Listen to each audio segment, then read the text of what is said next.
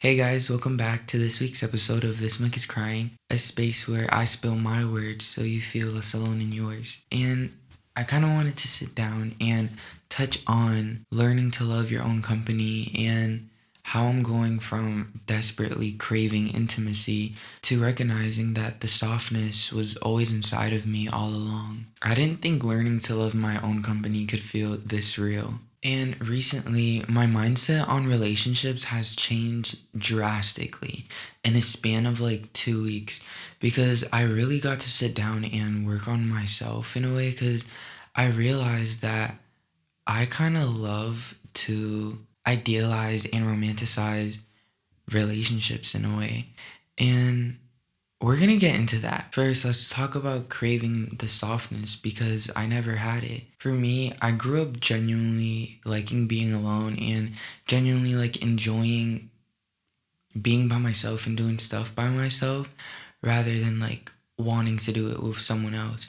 But something that I craved was intimacy and feeling soft with someone and having someone else like make me feel soft in a way. And I'm talking about soft in the way where that person makes me feel so seen and secure and safe.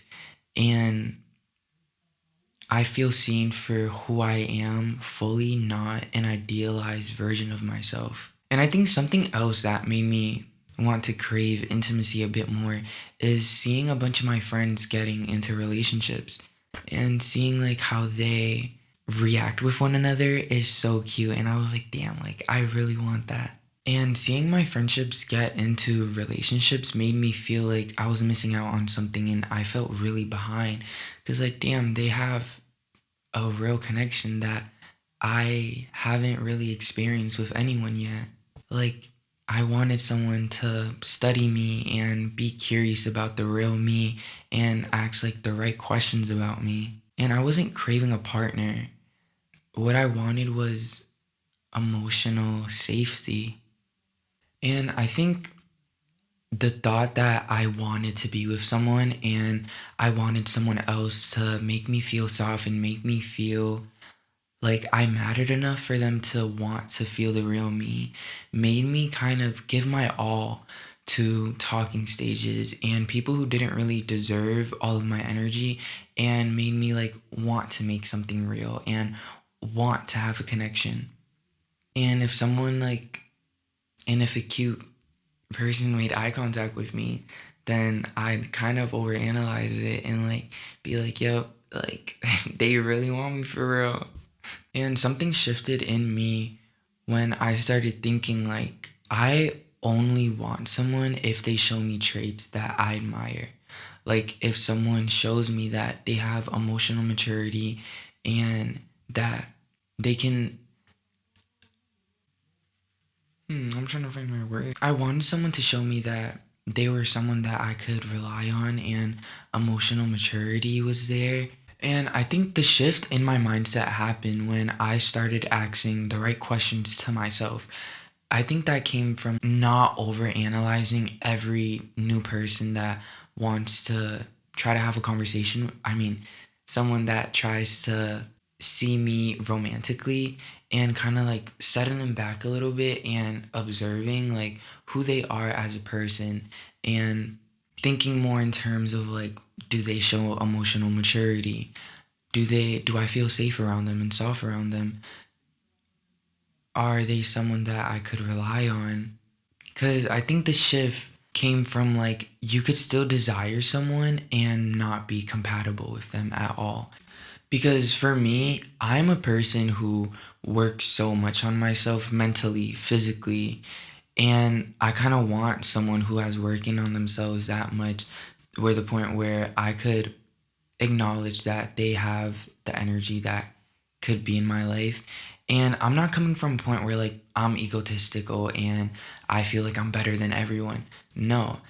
If I'm working on myself to be emotionally mature, I would want my partner to have working on themselves where they have the right coping mechanism skills and they know how to communicate effectively and not like shut themselves down if they feel a certain way and instead communicate. Because in past situationships, it wasn't like that. It was more like it got sexual too fast, and I just didn't feel seen enough. And I realized like a lot of people that I'm talking to aren't really looking for what I'm looking for. And what I craved was intimacy and closeness and depth. And I think once I started to realize that I have so much more to give than what anybody else is giving me, I started to raise my standards a lot more. And my standards were becoming a lot more clearly. Like, I wanted someone who was consistent. I wanted someone who worked on themselves emotionally. I wanted mutual effort when it came to communication and showing up for the relationship. And I didn't lose interest in dating. I just stopped lowering myself to fit somebody else's intentions. And this made me change my mindset because I stopped craving people. I stopped craving partners because instead of just finding someone attractive, I kind of thought to myself, would they make me feel safe? Would they make me feel soft? Can they show me that they are emotionally mature?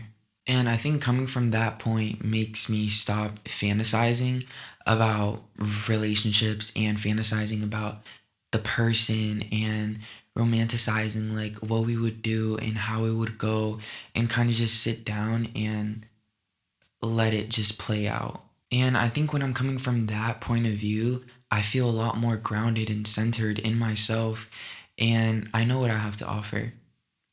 But can somebody else give me something too? I stopped spiraling from crushes that I had. I stopped going crazy over little eye contact games. And instead, I kind of just walked with my head so high. Like, I kind of walked in like a different way, I guess. Like, I had so much more confidence in myself because I think when you have moments where you're talking to someone and they don't see the whole you, you kind of start to question yourself a little bit. And sometimes you're not craving a person, you're just craving a feeling. And I feel so grounded and centered when I'm by myself because I have tools that I could use to make myself feel something that I crave in another person. For example, if I want to feel soft, I'll listen to like Clairo or I'll draw. And if I want to feel intimacy in myself, I'll journal and I'll get real honest with myself, even just being in this podcast.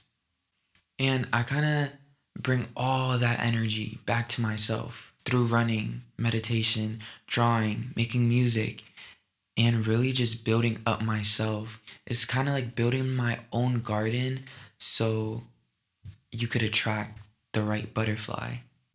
And I think that helps a lot because I'm not looking for something in someone else. I'm not looking for a feeling through someone else. I'm not craving feeling soft and feeling seen through someone else because I could do that for myself. I could make myself feel seen. I could make myself feel soft. I could make myself feel anything. And I think this is also a topic where the only person who could give yourself true love is yourself. Love could only ever come from yourself before you could even share your love with someone else. Because if you really think about it, if that was the case where I'd only feel seen and loved through someone else, that could vanish in a second and it's gone. And I would feel so broken. And I don't want to feel like that. So I think this is like kind of growing into integrity and growing confidence in myself. And I'm learning to entertain my mind, and I'm becoming more emotionally mature through this. I feel more self aware and steady. And being alone did not harden me, it just made me feel soft, a softness that belongs to me, not through anyone else. And stepping back from wanting a relationship a little bit made me kind of ask myself the right questions. Like, what do I want in a person? What do I feel like would make me feel fulfilled in a relationship? And it all really boils down to depth. I want depth in a relationship. I want to feel safe. I want someone who asks the right questions. that really gets to know the real me. Because I don't just want something cute, I want something safe, and I want something that feels reliable, and I want to kind of feel laid back a little bit. I want someone who matches my intention and my energy and doesn't make me question like, do they like me or not? And being single is giving me a space where I get to grow into the person that someone healthy will be grateful to love. Because right now, as I'm single, I don't have pressure to manage someone else's emotions. I get to romanticize my life and learn to love myself and what I need and what makes me feel loved. Kind of like learning my own emotional language and love language. And I'm kind of preparing myself because now that I know my intentions and how I'm moving through the world, I'm not going to waste my time on someone who can't even be vulnerable with me and can't even tell me the truth, because I want someone who feels safe and makes me feel soft. I'm not avoiding love. I'm just preparing for the right kind of love that I feel like is a match in my life. And I think learning to love my own company is a part of that. If any of this hit close to home, this mic is crying with you, and I'm right here.